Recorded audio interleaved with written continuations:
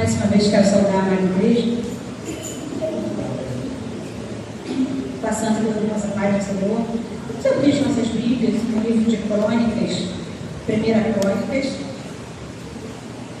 capítulo 4, versículo 9 e 10.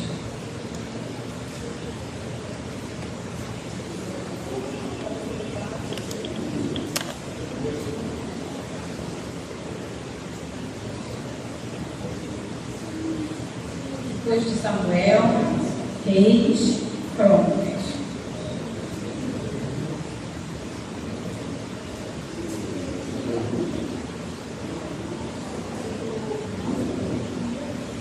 E 10.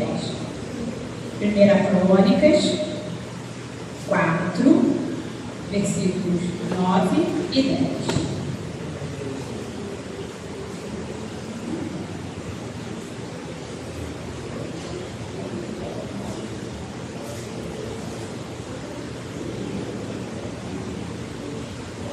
Diz assim a palavra: Foi Jabes mais ilustre do que seus irmãos.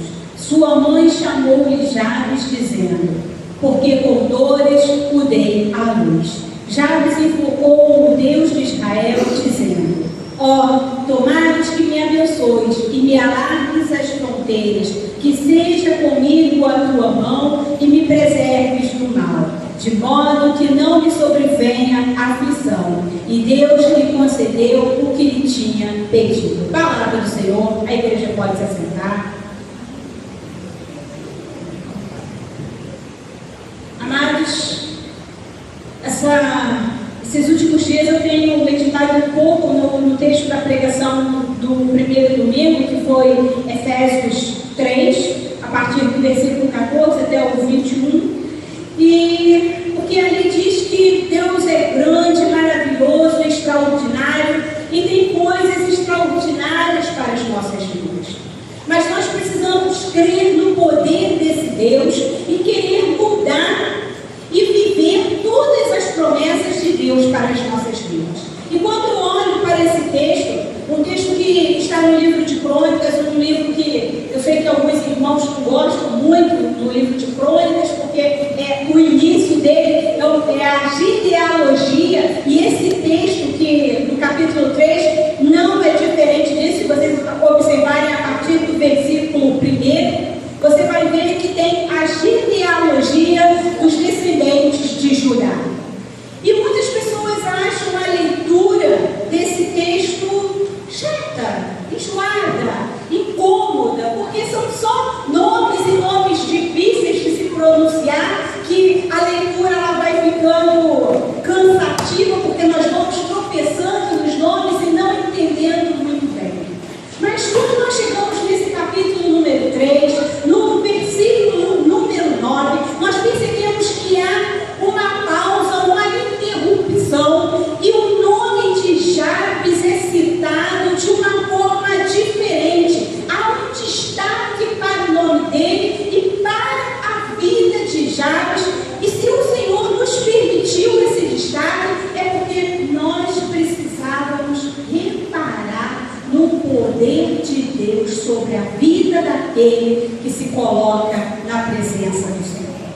Diz o texto que Jabes, o seu nascimento foi um nascimento extremamente traumático. E nós sabemos que a dor do parto é uma dor muito grande, tanto para a mulher que está concebendo, tanto para a criança que está vindo ao mundo. Às vezes a gente diz, né, essas crianças que acabaram de nascer não sabem o que é sofrimento. Mas nós já esquecemos que a maior dor que nós podemos sentir é a dor do nascimento. E o texto fala que destaca essa dor. Uma dor que é natural, nesse caso, ela passa a ser uma dor extraordinária, potencializada muitas vezes, a ponto dele receber este nome especial. Ele recebe um nome porque a sua mãe sofreu tremendamente no momento do parto. Tanto que o seu nome está relacionado a dor. Aquele que causa dor. Vocês já imaginaram o que é ter um nome em que o seu significado é aquele que causa dor? Vocês já imaginaram o que é você crescer e a sua mãe, ao olhar para você, lembrar de toda a dor e sofrimento que ela sentiu no momento do seu nascimento? Talvez Charles não fosse um filho muito amado nem muito querido. Era alguém que a mãe olhava e lembrava de tudo que ela tinha passado. Mas esse menino, esse homem cresceu e ele se destacou, porque o texto começa dizendo que Jabes foi o mais ilustre dentre todos os seus irmãos, foi o mais respeitado. Jabes ganhou destaque e notoriedade. No capítulo em que fala da descendência de Judá, abre-se um parênteses para que se falasse de Jabes. E eu acho muito interessante que Jabes sabia exatamente o que se passava em toda a situação, todo o cenário. Ele tinha total consciência desse fato. E Jabes faz uma oração. Amados, muitas vezes nós passamos por situações difíceis, desagradáveis, ouvimos palavras que vêm para destruir, para desanimar, para nos fazer parar. E muitas vezes nós acabamos parando. Deixamos de acreditar nas promessas de Deus para as nossas vidas, deixamos de acreditar no potencial que existe em nós, deixamos de acreditar que podemos conquistar um futuro brilhante e glorioso, porque essa é a vontade de Deus, por causa de situações ou palavras que vivenciamos outrora. E muitas vezes nós permitimos que isso marque o restante das nossas vidas. Mas Jabes não se deteve diante do nome que ele recebeu, diante da marca, do estigma que estava sobre ele. Ele invocou o Deus de Israel, ele invocou o Deus Todo-Poderoso e foi o mais ilustre do seu tempo. E meus irmãos, hoje nas nossas vidas não é diferente. Às vezes nós ouvimos palavras, às vezes vivenciamos algumas situações que parece que nós não vamos mais querer continuar, que vamos desistir. Mas se nós invocarmos o Deus Todo-Poderoso, Ele pode e Ele quer mudar a trajetória da nossa vida. E a sua oração diz assim: tomara que Deus te abençoe. Tomara que seja comigo a mão do Senhor. Que Deus alargue as minhas fronteiras. Então, vamos começar pelo tomara. Tomara que Deus te abençoe. Sabe o que ele está dizendo nesse momento? Senhor, eu estou pedindo a Ti que a Tua bênção esteja sobre a minha vida. Eu não quero viver uma vida de dor e sofrimento, em que eu cause dor ou sofrimento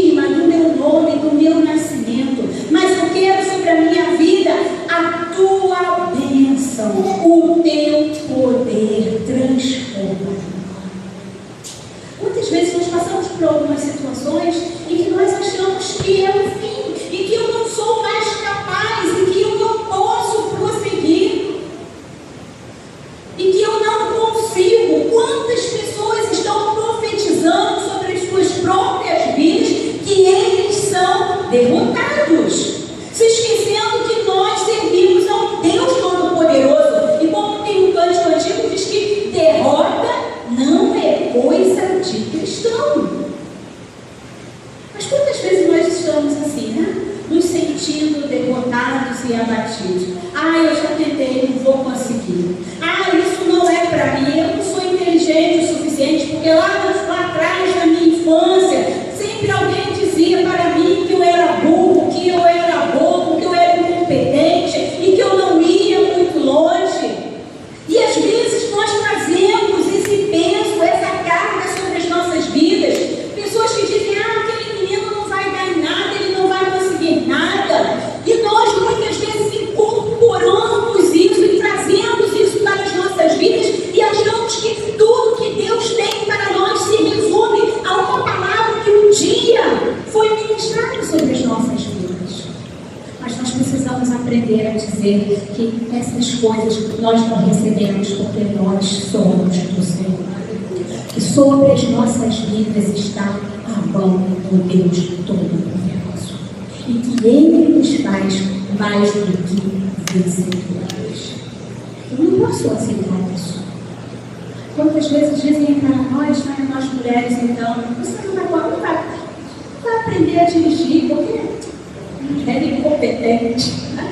Só serve para dirigir fogão. Mulher só serve para passar roupa, lavar e cozinhar. Quantas vezes nós ouvimos essas poesias assim, esses tipos de preconceito, pessoas que olham para nós com desdém. Muitas vezes eu já passei por essas situações. Procura um pastor da igreja, cadê o pastor da igreja? Está aqui. Não tem nem 1,5 metros. E ainda é mulher. Será que tem alguma unção, que tem alguma coisa sobre a vida? Meus irmãos, se eu fosse parar para dar atenção a essas palavras, certamente eu não estaria aqui.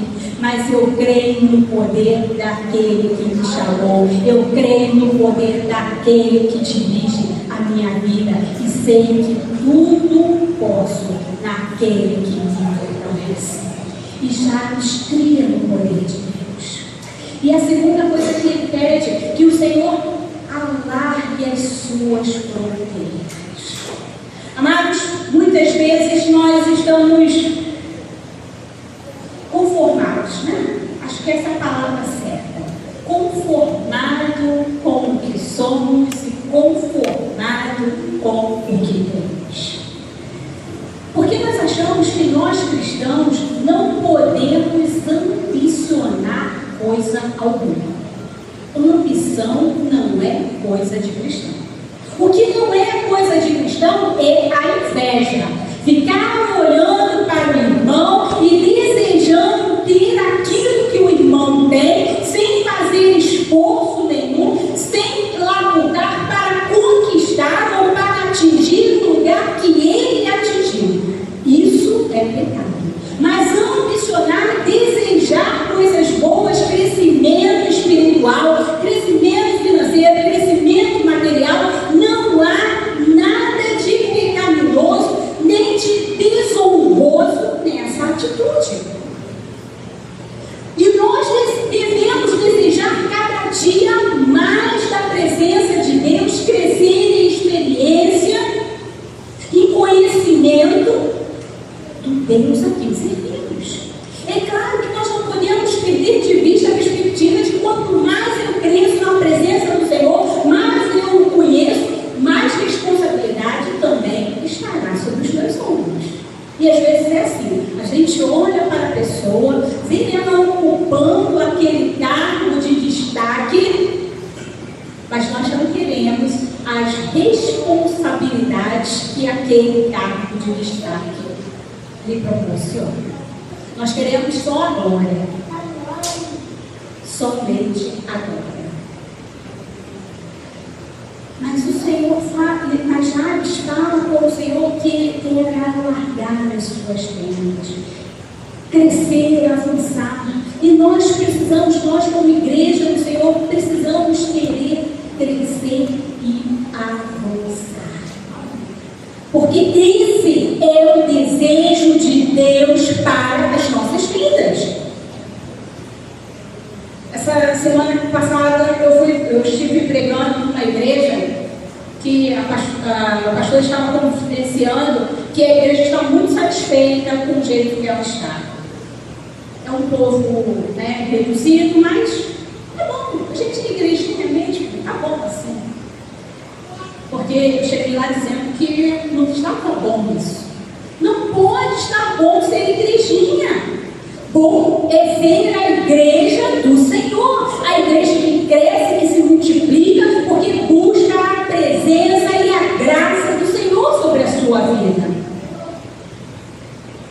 Nós precisamos querer ter esse desejo de melhorar, de alcançar aquilo que Deus tem para nós, meus irmãos. E nós não podemos ficar presos, achando que está bom. Tem coisas que verdadeiramente está bom. Mas você já ouviu um ditado que diz assim, se melhorar, estraga. Tem gente que fala isso, né? Eu passei por uma igreja que eles falaram assim, não, a senhora não pode sair não, porque o time que está ganhando não se mexe, e se melhorar, estraga. Eu falei, então agora mesmo é que eu tenho que sair. Eu tenho que sair, porque o time que está ganhando a gente mexe para ele ganhar ainda mais, e se melhorar, não estraga, fica ainda melhor, porque quem está trabalhando, porque quem está abençoando é o Senhor Jesus Cristo, o Deus Todo-Poderoso. Muitas vezes o Senhor nos capacita com dons e nós achamos que está bom. Toda vez que eu estou dando aula nesses cursos de evangelismo, eu costumo dizer que o Senhor, quando nós conhecemos o Senhor Jesus Cristo, o Senhor nos dá uma caixinha de ferramenta. Mas nós continuamos querendo usar a faquinha. Você ganha uma maletinha com todas as ferramentas. Ali tem chave de fenda, martelo, serrote. Mas você, muitas vezes, não abre essa caixinha de ferramentas. E fica só com a faquinha. Aí precisa apertar um parafuso, pega a faquinha. Aperta mal e porcamente, porque a faquinha não é um instrumento habilitado para isso. Às vezes você ainda se corta, se machuca e ainda reclama por causa da sua negligência. Precisa cortar um fio, alguma coisa, uma madeira, você quer fazer com a faquinha.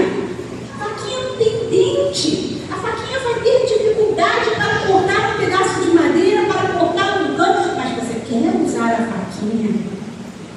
Você quer pregar alguma coisa, você usa o quê? O cabo da faquinha. Tudo a gente resolve com a faquinha. Quando a malinha de ferramenta está aqui, com tudo que nós precisamos aprender para sermos prósperos e abençoados, e muitas vezes não somos, estamos conformados com a faquinha, e Deus tem colocado nas nossas mãos a chave da vitória. E a palavra de Deus diz que o meu povo perece por quê? Porque lhes falta o conhecimento da palavra de Deus. Amados, muitas vezes não conquistamos aquilo que precisamos, aquilo que queremos, porque nos falta disciplina, determinação em servir ao Senhor Jesus Cristo Todo-Poderoso com integridade de coração. Agora nós estamos num momento muito propício, né? E é sempre muito propício. Eu tenho uma irmã, que ela diz assim, crente é igual aquela música daquele cantor que tudo diz assim, me dê motivo. Se está muito sol, é motivo para eu não estar na igreja. Se está muito frio, é motivo para eu não estar na presença do Senhor. Se chove, é motivo para eu não estar na presença do Senhor. Se acordei muito tarde, eu não pude meditar na palavra do Senhor, eu não pude orar, eu não pude conversar com o Senhor. Se acordei muito cedo, fui fazer outras coisas e por isso não pude buscar ao Senhor. Em tudo e para tudo nós temos uma desculpa, e que para nós muitas vezes parece bastante oportuna, mas não é o que Deus tem para as nossas vidas, porque o Senhor deseja que nós estejamos em todo o tempo na sua presença, bebendo dele aquilo que ele tem para nos dar, que é a água da vida, que sacia a nossa sede, que nos capacita, meus irmãos, para vencer essa adversidade e sermos mais do que vencedores em Cristo Jesus. A terceira coisa que ele vai pedir é que seja comigo de modo que não me sobrevenha a aflição. Sabe o que ele está dizendo? Que em tudo ele quer a aprovação do Senhor. Nós falamos sobre isso na terça-feira passada. Essa foi a pregação do irmão Marcos, não foi isso, irmão Marcos? Você falou que nós devemos buscar o Senhor em oração, conversar com o Senhor, sempre falar com o Senhor. Nessa tarde eu parei para pensar, eu falei, Senhor, quanta coisa que eu fiz essa semana, porque eu não busquei a sua direção. Porque às vezes nós achamos assim, não, tudo eu busco a direção de Deus. Mas se nós pararmos para um momento para examinar, nós vamos sempre encontrar alguma coisa em que fizemos e que não buscamos a direção de Deus. Quantas vezes a gente sai, está andando pela rua, olha um objeto e pensa, eu preciso disso. Aí entra na loja para comprar. Mas quando chega em casa, você já se arrependeu. Acho que eu não precisava tanto assim. Não é? No impulso. No impulso, muitas vezes, nós nos colocamos em situação de risco e de perigo, porque esquecemos de consultar ao Senhor. Somos seres impulsivos por natureza, tanto para o bem quanto para o mal. Nós raramente paramos. Vamos pensar um pouco. A gente, se alguém te pergunta uma coisa, tu dá aquela resposta de bate pronto. Depois que tu acabou de responder, aí você para e pensa, eu não devia ter respondido assim. Eu não precisava ter falado assim. Eu não precisava ter agido assim. Se eu tivesse pensado um pouquinho mais, se eu tivesse esperado um pouquinho mais. Meus amados, já você está dizendo que ele não quer fazer nada sem a direção do Senhor. Sabe para quê? Para que não venha sobre ele o mal e a aflição. Porque todas as vezes que nós agimos sem a direção do Senhor, nós somos afligidos. Porque não temos mais certeza se estamos fazendo a coisa certa. Não temos certeza se Deus está no negócio. Se seremos abençoados. Ou se sobreviveremos ao perigo em que estamos expostos. E aí, quantas vezes nós nos sentimos aflitos e desesperados, porque fomos precipitados, não buscamos a direção do Senhor. E nós precisamos aprender, igreja, em tudo buscar a direção e a orientação do Senhor. E diz o finalzinho do versículo, o melhor de tudo, né? Que essa foi a oração dele, mas o melhor de tudo é isso. E Deus lhe concedeu o que lhe tinha pedido. E Deus lhe concedeu o que lhe tinha pedido. Mais uma vez, nós estamos diante de um Deus que é poderoso. Diante de um Deus que muda a sorte daquele que decide viver segundo os preceitos do Senhor. Daquele que busca em primeiro lugar a presença de Deus. Amados, nós temos dito aqui desde o início que nós temos um tempo novo proposto para cada um de nós. Assim como temos um tempo novo proposto para esta igreja. Mas nós precisamos querer que o Senhor comece a trabalhar nas nossas vidas. Nós precisamos querer que o Senhor, que a bênção do Senhor esteja sobre as nossas vidas. E a bênção do Senhor estará sobre as nossas vidas quando nós estivermos prontos e aptos a viver segundo a orientação e a direção do Senhor. Muitas vezes o Senhor nos diz não, e nós, como crianças mimadas, fazemos o contrário daquilo que Deus tem proposto para nós e depois voltamos arrependidos quando em nós ainda há força para voltar, porque muitas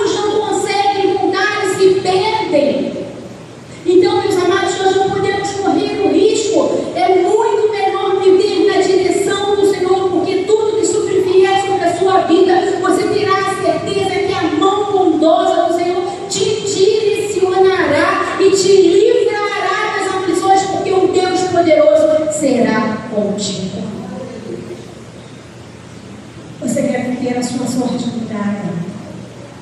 Se entregue ao Senhor, confia nele e segue tudo quanto ele lhe ordenar, porque assim você verá a bênção sobre a sua vida e sobre a vida da igreja. Amados, nós temos orado por uma igreja abençoada. Senhor, abençoa essa igreja, mas nós precisamos aprender a orar por essa igreja. Sabe como é que eu oro por essa igreja? Senhor, abençoa o Eduardo, a Maria, o Marcos, a Tixane, a Luciana, a Kelly, a Rosana, a Cecília. Vai abençoando, Senhor, a Marli, vai abençoando o Luizinho, vai abençoando a Jéssica, a Érica, a Leila, o Manuel, vai abençoando o Diógenes, o Francisco, vai abençoando o André, vai abençoando a cada um que está neste lugar, Senhor. Abençoa a vida dos meus irmãos, Senhor. Visita os meus irmãos, fortalece, Senhor, os meus irmãos. Não permita que eles desanimem, Senhor, mas seja com os meus irmãos. E nós muitas vezes dizemos assim: Senhor, abençoa a sua igreja, e esquecemos que a igreja do Senhor somos cada um de nós. E quando a igreja do Senhor é abençoada e fortalecida, nós temos uma igreja forte, abençoada e fortalecida. Nós precisamos entender que a minha bênção depende de você e que a sua bênção depende de mim, porque nós somos um corpo, nós somos uma família, e uma família de muitos irmãos e irmãs, e nós queremos crescer e multiplicar. Não queremos ser uma igrejinha, mas queremos ser a igreja do Senhor que cresce segundo o seu propósito e a sua direção. Nós queremos crescer porque queremos que muitas vidas sejam alcançadas e transformadas pelo poder libertador do nome do Senhor Jesus Cristo. Nós queremos crescer porque nós temos crescido e nós temos experimentado a graça e o poder do Senhor Jesus Cristo, e queremos que outros venham a conhecer o amor de Deus que nos auxilia, que nos ajuda na caminhada. Mas nós muitas vezes temos tido um amor egoísta, queremos a bênção de Deus somente para nós, e nós não podemos esquecer que Deus não nos abençoa por causa das nossas atitudes. Deus nos abençoa porque Ele nos ama e Ele é amor, e Ele nos abençoa para que o seu nome seja glorificado através da minha vida e para que outros possam ver que Ele é Deus. Você não é abençoado apenas para enriquecer-se, achar-se melhor do que os outros. Você é abençoado para que essa bênção possa ser compartilhada e alcançar o maior número de pessoas possíveis. É por isso que nós somos abençoados, e é por isso que o Senhor tem nos levantado neste lugar. Esta comunidade ao nosso redor precisa saber que existe um Deus poderoso e abençoador neste lugar. E sabe como é que eles vão saber? Através de mim e de você, a serviço do Senhor. Amém? Você quer? Pensa sobre a sua vida? Você quer? Pensa sobre a sua vida, igreja? Então, se coloque de pé e se coloque na posição que o Senhor deseja. Como disse Paulo, que essa seja a nossa oração nessa noite. Que não viva mais eu, mas que Cristo viva em mim. Assim como disse Jabes, ainda que meu nome seja aquele que causa dores, em Deus, através do sacrifício do Senhor Jesus Cristo, eu serei bênção sobre a vida das pessoas. A despeito de tudo que você já ouviu, que você já viveu e já presenciou, não viva, não alimente as histórias tristes que aconteceram na sua vida, mas entenda que tudo aquilo que aconteceu na sua vida teve um propósito, para que você se aproximasse mais de Deus, para que você conhecesse melhor a Deus e para que você crescesse e se tornasse um homem maduro, uma mulher madura, fiel ao Senhor. Nós não vivemos de história triste, mas nós vivemos da graça do Senhor que sustenta as nossas vidas. deixando as coisas que para trás ficam.